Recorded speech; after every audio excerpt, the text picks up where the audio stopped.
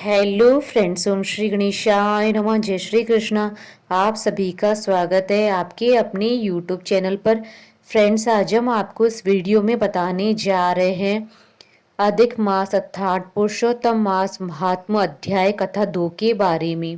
Friends, video शुरू करने से पहले आपसे रिक्वेस्ट है, अगर आप हमारे चैनल पर नए हैं और आपने अभी तक चैनल को सब्सक्राइब नहीं किया है तो प्लीज़ सब्सक्राइब कीजिएगा चैनल को, साथ ही प्रेस कीजिएगा बेल आइकन को, जिससे नए वीडियो से रिलेटेड नोटिफिकेशन आपको तुरंत प्राप्त हो सके।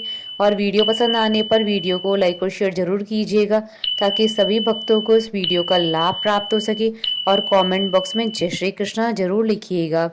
श्री गणेश जी को प्रणाम करते हुए पुरुषोत्तम भगवान श्री कृष्ण जी संपूर्ण सृष्टि का पालन करने वाले भगवान विष्णु, ज्ञान प्रदान करने वाली माँ सरस्वती, सब पुराणों के कर्ता श्री व्यास जी तथा सभी ज्ञानी जिनों के चरण कमलों में नमस्कार करके भगवान की श्रद्धा और भक्ति रस में डूबे हुए पुरुषोत्तम मास महात्म की कथा कहती हूँ। पुरुषोत्तम मास महात्म अध्याय 2 प्रारंभ। सूत जी बोले, राजा परीक्षित के पूछने पर भगवान शुक द्वारा कथित परम पुण्यप्रद श्रीमद् भगवत शुकदेव जी के प्रसाद से सुनकर और अनंतर राजा का मोक्ष भी देखकर अब यहाँ यज्ञ करने को उद्यत ब्राह्मण को देखने के लिए मैं आया हूँ। और यहाँ यज्ञ में दीक्षा लिए हुए ब्राह्मणों का दर्शन कर कृतार्थ हुआ। ऋषि बोले, हे साधु, अन्य विषय की बातों को त्याग कर भगवान कृष्ण द्वैपायन के प्रसाद से उनके मुख से जो आपने सुना है वही अपूर्व विषय। हे सूत जी, आप हम लोगों को कहिए। हे महाभाग, संसार में जिससे परे कोई सार नहीं है, ऐसी मन को प्रसन्न करने वाली और सुधा से भी अधिकतर हितकर ऐसी पुण्य कथा हम लोगों को सुनाइए। सूत जी बोले, विलोम अर्थात ब्राह्मण के चरु में क्षत्रिय का चरु मिल जाने से उत्पन्न होने पर भी मैं धन्य हूँ। जो श्रेष्ठ पुरुष भी आप लोग मुझसे पूछ रहे हैं, भगवान व्यास के मुख से जो मैंने सुना है वह यथागान मैं कहता हूँ। एक समय नारद मुनि नर नारायण के आश्रम में गए, जो आश्रम बहुत से तपस्वियों, सिद्धों तथा देवताओं से युक्त था और बैर, बेहड़ा, आंवला, बेल, आम, आमड़ा, कैथ, जामुन, कंदब आदि और अनेक वर्षों से सुशोभित था। भगवान विष्णु के चरणों से निकली हुई पवित्र गंगा और अलकनंदा भी जहाँ बह रही थी, ऐसे नर नारायण के स्थान में श्री नारद मुनि ने जाकर उन परम ब्रह्म नारायण को, जिनका मन सदा चिंतन में लगा हुआ रहता था, जिसके जितेंद्रिय काम क्रोध आदि 6 शत्रुओं को जीते हुए अत्यंत प्रभा जिनके शरीर में चमक रही थी, ऐसे देवताओं में भी देव तपस्वी नारायण को साष्टांग दंडवत प्रणाम कर और हाथ जोड़कर नारद उस मुनि के व्यापक प्रभु की स्तुति करने लगे। नारद जी बोले, हे देव देव, हे जगन्नाथ, हे कृपा सागर सतपते, आप सत्यव्रत हो, त्रिसत्य हो, सत्य आत्मा हो और सत्य संभव हो। हे सत्य योने, मैं आपको नमस्कार करता हूँ। मैं आपकी शरण में आया हूँ। आपका जो तप वह संपूर्ण प्राणियों की शिक्षा के लिए और मर्यादा के लिए स्थापना के लिए है। यदि आप तपस्या न करें तो जैसे कलयुग में मैं आपकी शरण में आया हूँ। आपका जो तप है वह संपूर्ण प्राणियों की शिक्षा के लिए और मर्यादा की स्थापना के लिए। यदि आप तपस्या न करें तो जैसे कलयुग में एक पाप के करने से सारी पृथ्वी डूबती है, वैसे ही एक पुण्य करने से सारी पृथ्वी तैरती है। इसमें तनिक भी संशय नहीं है। पहले सतयुग आदि में जैसे एक पाप करता था तो सभी पापी हो जाते, ऐसी स्थिति हटाकर कलयुग में केवल कर्ता ही पापों से लिप्त होता है। यह आपके तप की स्थिति है। हे भगवान, कली में जितने भी प्राणी हैं वह सब विषयों में आसक्त हैं, स्त्री पुत्र ग्रह में लगा है। चित्त जिनका जैसे प्राणियों का हित करने वाला जो हो और मेरा भी थोड़ा कल्याण हो, ऐसा विषय विचार कर केवल आप ही कहने की योग्य हैं।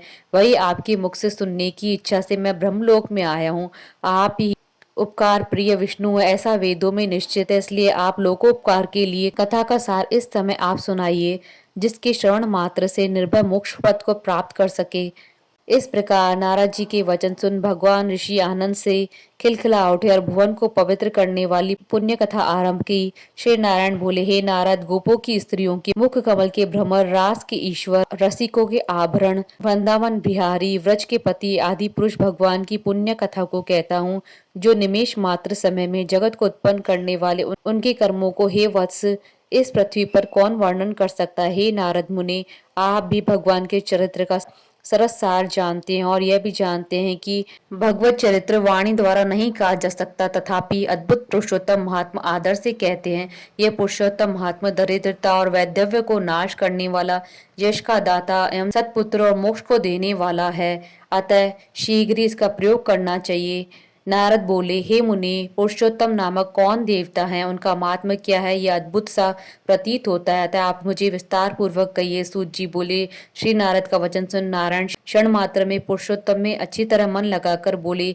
श्री नारायण बोले, पुरुषोत्तम यह एक मास का नाम है, जो पड़ा है वह भी कारण से युक्त है। पुरुषोत्तम मास के स्वामी दया सागर पुरुषोत्तम ही है, इसलिए ऋषिगण इसको पुरुषोत्तम मास कहते हैं। पुरुषोत्तम मास के व्रत को करने से भगवान पुरुषोत्तम प्रसन्न होते हैं। नारद जी बोले, चैत्रादि मास जो हैं वे अपने अपने स्वामी देवताओं से युक्त है, ऐसा मैंने सुना है, परंतु उसके बीच में पुरुषोत्तम नामक मास मैंने नहीं सुना है। पुरुषोत्तम मास कौन है और पुरुषोत्तम मास के स्वामी कृपा की निधि पुरुषोत्तम कैसे हुए, हे कृपा निधि, ये आप मुझसे कहिए।